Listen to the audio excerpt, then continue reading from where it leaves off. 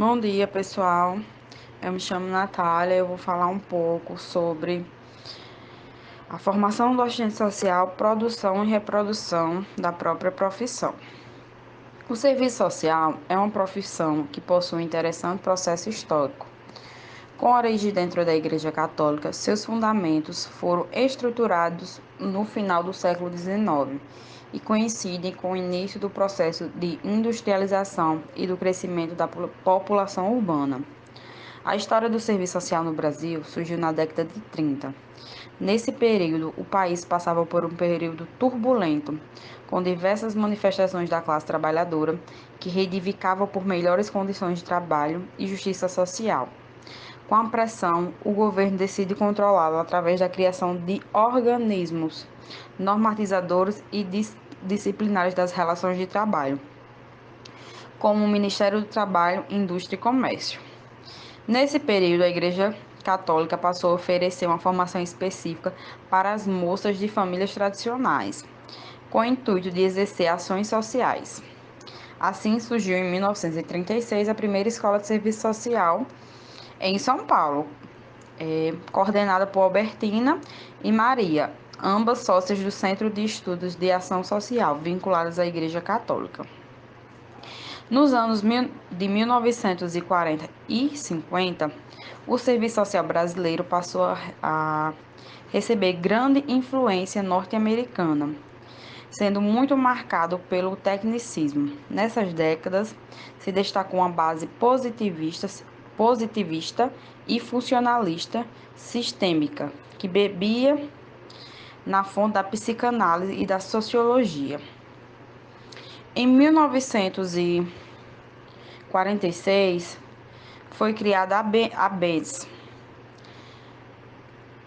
denominada Associação Brasileira de Serviço Social, que com o passar dos anos, lá para 1996, teve a mudança de nome, que passou a ser chamada de ABEPS, Associação Brasileira de Ensino e Pesquisa. A mudança de nome foi justificada em função da defesa dos princípios da indissociabilidade entre o ensino e pesquisa e extensão e da articulação entre graduação e pós-graduação. Em 1947, houve o primeiro Congresso Brasileiro de Serviço Social. A relevância desse congresso firmou-se na instabilidade jurídica da década de 30. O Congresso tinha por objetivo normalizar, isto é, unificar os princípios que norteavam a intervenção do Estado nas relações de trabalho. Em outras palavras, doutrinar a legislação. Entre os anos 60 e 70, iniciou-se um movimento de renovação da profissão, que buscou a reatualização do tradicionalismo profissional e uma ruptura com o conservadorismo. Já no final da década de 1970, ocorreu o Congresso da Virada, um marco para o serviço social no Brasil. Neste evento, a profissão se tornou laica e passou a fazer parte das ciências sociais. Nos marcos da política da educação superior. Atualmente, como nós sabemos, o serviço social ele se trata de uma profissão de nível superior, com formação voltada para os direitos humanos, para as políticas públicas e entre outros. Revendo a trajetória da formação acadêmico-profissional em serviço social, a partir da análise de seus currículos mínimos e das diretrizes curriculares, podemos dizer das grandes mudanças e conquistas na perspectiva de garantir a hegemonia de uma proposta certa do profissional e sujeito social que pretende formar. Alguém crítico, reflexivo, proposto, com capacidade ética, teórica e tecnicamente comprometido com a construção de novas sociabilidades. E foi somente com a lei do dia 13 de junho de 1953, número 1899, ela irá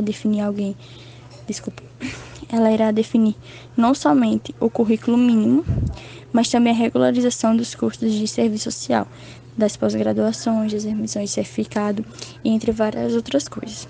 Ou seja, o serviço social ele só poderá ser ministrado pelas escolas de serviço social.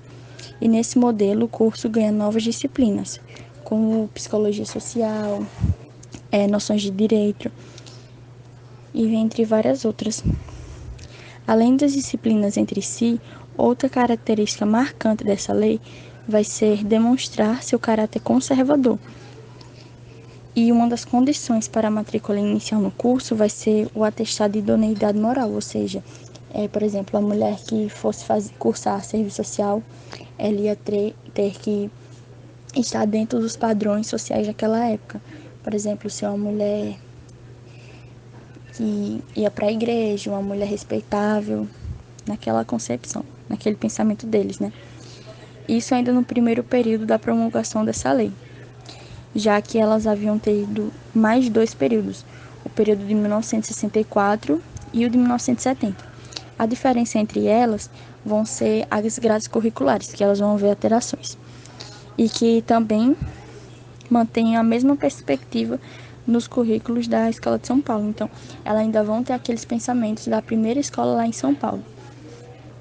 Da primeira escola, não, desculpa, da Escola de São Paulo. Já na década de 1990, a expansão do ensino superior, ele vai fazer o curso de serviço social também se expandir, como os cursos privados que haviam sido incrementados nessa época. As mudanças implementadas pelas reformas do ensino superior na perspectiva neoliberal, elas se consolidaram nos cursos de serviço social, em que sua maioria são privados.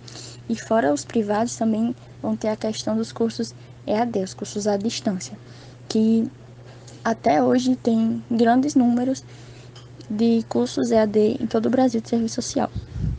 Desde a primeira aula na escola de serviço social, vão haver muitas mudanças, muitas lutas e muitas conquistas. Podemos dizer que a trajetória da formação do profissional em serviço social, ele vai pretender formar alguém mais crítico e reflexivo e, acima de tudo, comprometido com a construção de novas sociabilidades. Bom dia, gente. Eu vou falar um pouco sobre as atividades exercidas pelos profissionais de ciências sociais no campo da docência, tanto no âmbito da graduação quanto na questão da pós-graduação. As funções que os assistentes sociais vão exercer como professor de nível superior, elas integram hoje um processo de organização da produção intelectual e que esse processo ele vai alimentar uma subordinação à expansão da lógica da mercadoria ao campo cultural dos processos pedagógicos, das formas de organização de trabalho, da questão mesmo da produção científica, dos sistemas de avaliação, a razão privativista que predomina nas formulações que orientam o campo da gestão da educação superior e que vai integrar um esforço mais amplo na área da educação, formuladas pelos organismos multilaterais, em particular pelo Banco Mundial. A ampliação dessa lógica ela vai se manifestar tanto na expansão das universidades de ensino superior particular, como na privatização do processo das práticas acadêmicas no interior das universidades públicas. Nesse caso, essa ampliação, existe a organização de um sistema de avaliação e financiamento da política de educação, como um modelo que ele foi inaugurado no governo de Fernando Henrique Cardoso e que ele vai ser trazido novamente, vai se manter, só que com algumas inovações no governo de Lula.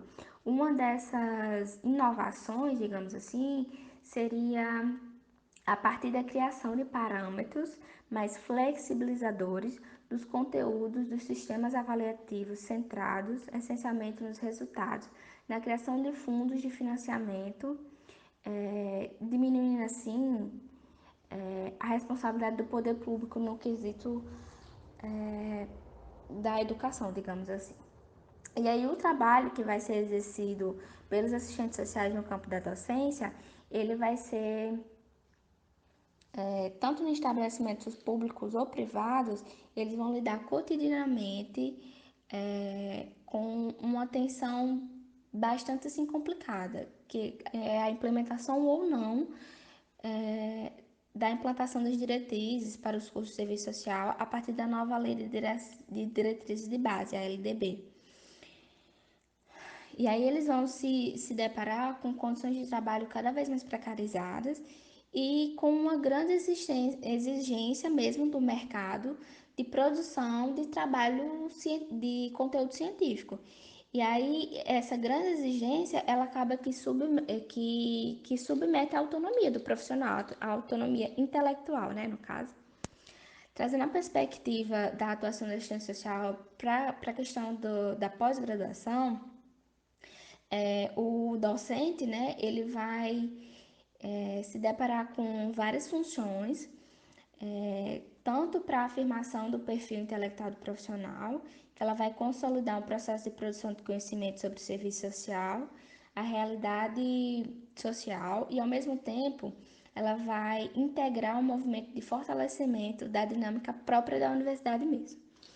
Voltando para a questão da graduação, os assistentes sociais, eles no decorrer da sua graduação, né, eles vão, no decorrer do exercer profissional como docente, ele vai ter um leque de possibilidades de atuação, de campos de atuação.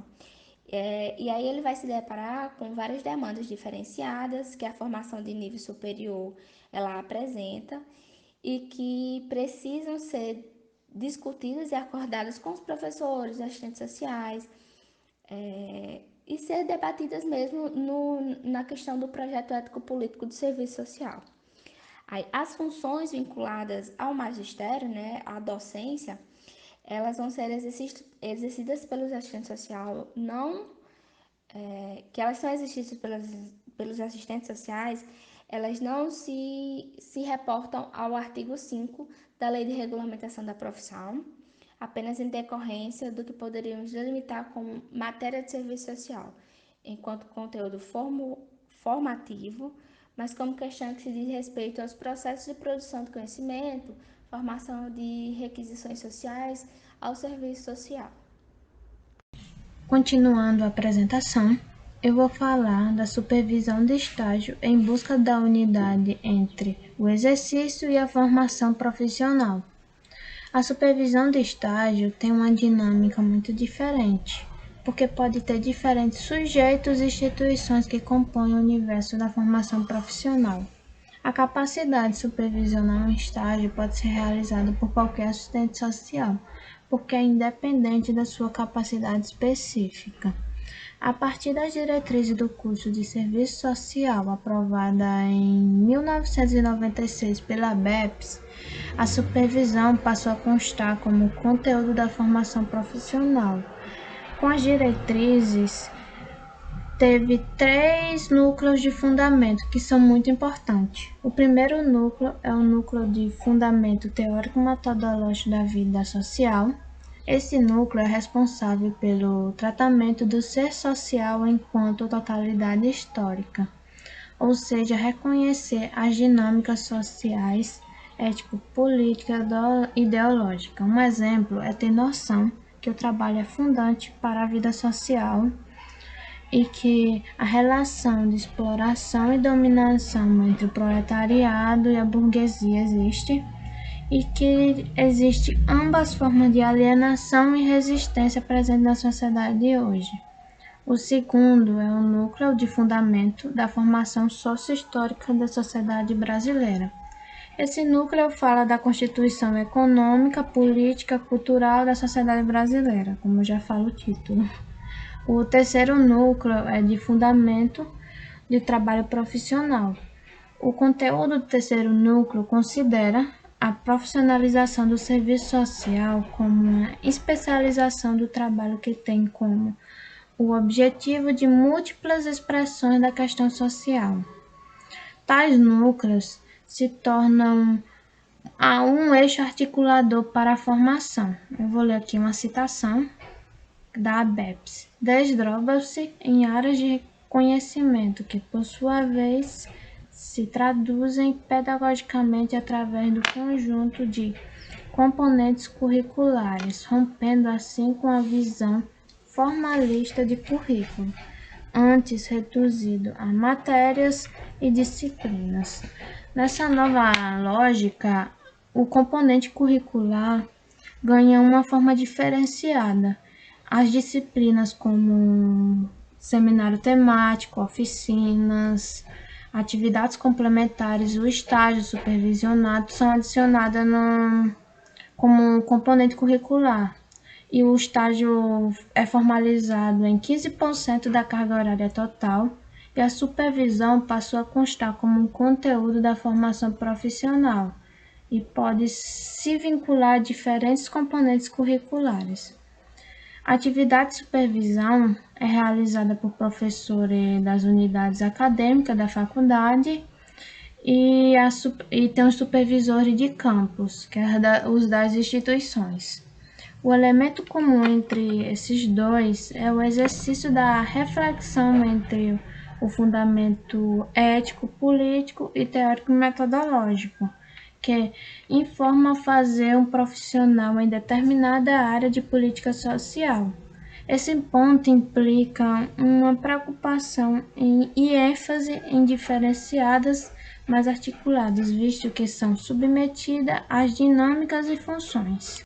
Por fim, esse texto vai buscar entender as funções desempenhadas pelos assistentes sociais no campo do magistério superior e da direção e supervisão acadêmica, funções realizadas em articulação com a esfera da dinâmica social.